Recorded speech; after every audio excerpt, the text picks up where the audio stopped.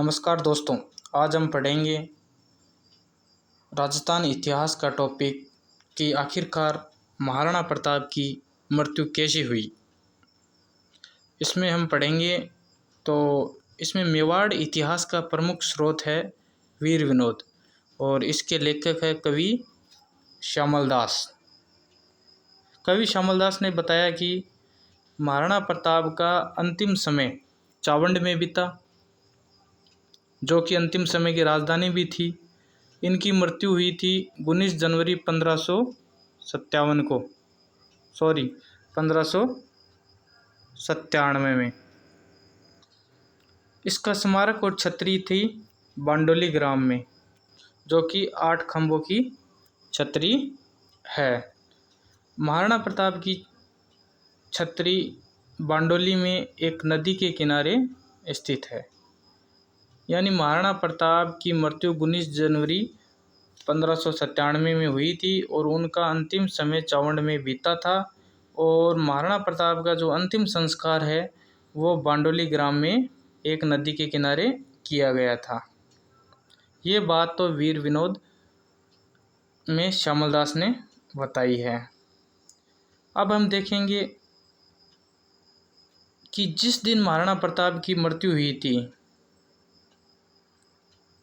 वो दिन था 19 जनवरी 1597 और इसका ऐतिहासिक स्रोत मिलता है उदयपुर राज्य का इतिहास, जिसके लेखक है गौरीशंकर हीराचंद ओझा।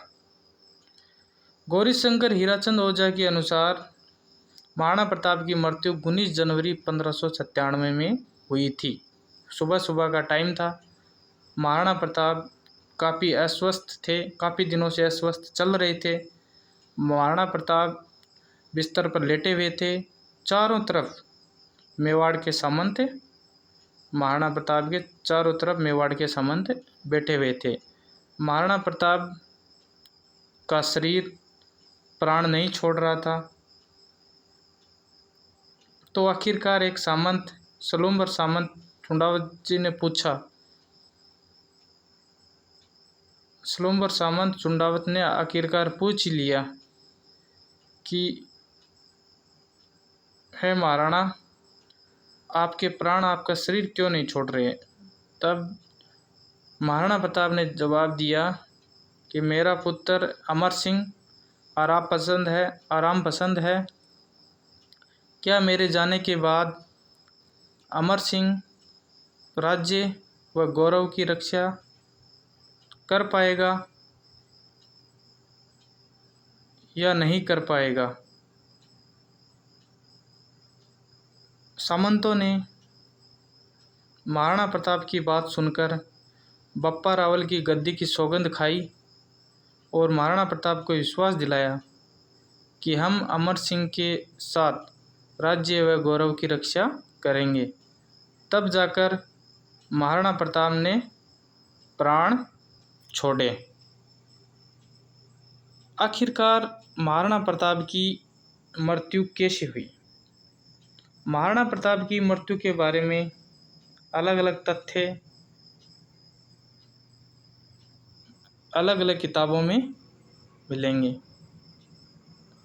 इनमें से एक स्रोत है भूर सिंह शेखावत के द्वारा रचित महाराणा यश प्रकाश। इसमें महाराणा यश प्रकाश में भूर सिंह शेखावत जी ने बताया है कि एक दिन महाराणा प्रताप शेर का शिकार करने के लिए जंगल में जाते हैं और शेर का शिकार करते वक्त धनुष की प्रत्यंचा चढ़ाते वक्त, यानी धनुष की प्रत्यंचा मतलब जो धनुष की डोरी होती है, जो रस्सी होती है, उसको खींचते वक्त महाराणा प्रताप के अंदरूनी चोट लगती है। उसी अंदरूनी चोट के कारण महाराणा प्रताप घायल हो जाते हैं, अंदरूनी घाव हो जाता है और महाराणा प्रताप काफ़ी दिनों से अस्वस्थ चलते हैं। काफ़ी दिनों से अस्वस्थ चलते हैं और काफ़ी दिनों से अस्वस्थ चलने के बाद महाराणा प्रताप की मृत्यु हो जाती है। इस प्रकार महाराणा प्रताप की मृत्यु होने के बाद महाराणा प्रताप की मृत्यु होने के बाद जब ये सूचना अकबर को मिलती है तो अकबर के दरबार में कवि था, एक कवि दूरशाह हुड्डा। इस कवि दूरशाह हुड्डा के अनुसार अकबर काफ़ी दुखी होता है और अकबर की आंखों में आंसू आ जाते हैं और अकबर की आंखों में आंसू आ जाते हैं। यह देखकर सभी आश्चर्यचकित हो जाते हैं कि एक शत्रु की मृत्यु पर खुश होना चाहिए, लेकिन आंखों में आंसू कैसे। लेकिन ये बात अकबर को पता थी कि इस भारत के सभी बड़े बड़े राजा जो उसके सामने झुक गए थे, एक अकेला छोटा सा राज्य का, मेवाड़ राज्य का राजा, जिसने कभी भी मेरे सामने कभी भी वो नहीं झुका और हमेशा वो स्वाभिमान का प्रतीक रहा, मन ही मन में ये अकबर को पता था। और इसी के कारण अकबर काफ़ी दुखी हुआ और उसकी आंखों में आंसू आते हैं। और कवि दूरशाह हुड्डा के अनुसार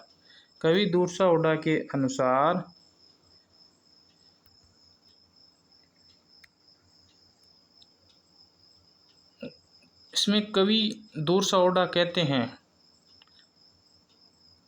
कवि दूरशाह हुड्डा ने बताया है कि जब ये अकबर ये खबर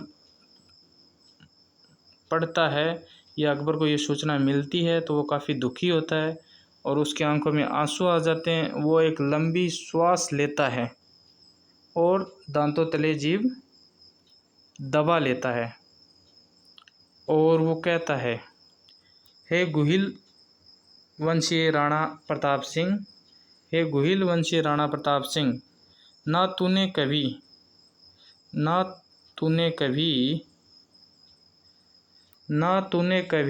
पाग को झुकने दिया।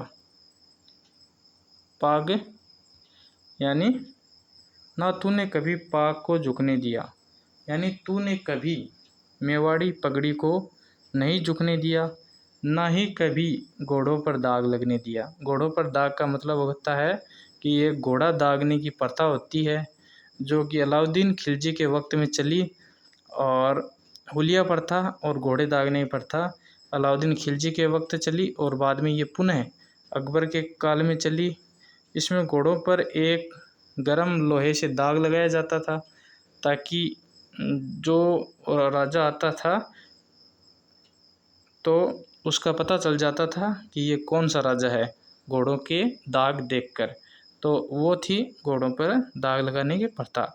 और ना ही कभी वह नवरोज उत्सव में शामिल हुआ, ना ही महाराणा प्रताप कभी नवरोज उत्सव होता था, इस्लामिक उत्सव जिसमें बड़े बड़े राजा महाराजा उपस्थित होते थे, लेकिन ये मेवाड़ी शेर कभी उपस्थित नहीं हुआ। और ना ही कभी शाही झरोकों में शामिल हुआ, और ना ही कभी शाही झरोकों में महाराणा प्रताप शामिल हुआ। इसी के साथ आज का हमारा सेशन कंप्लीट हुआ। मिलते हैं अगले सेशन में। जय हिंद दोस्तों।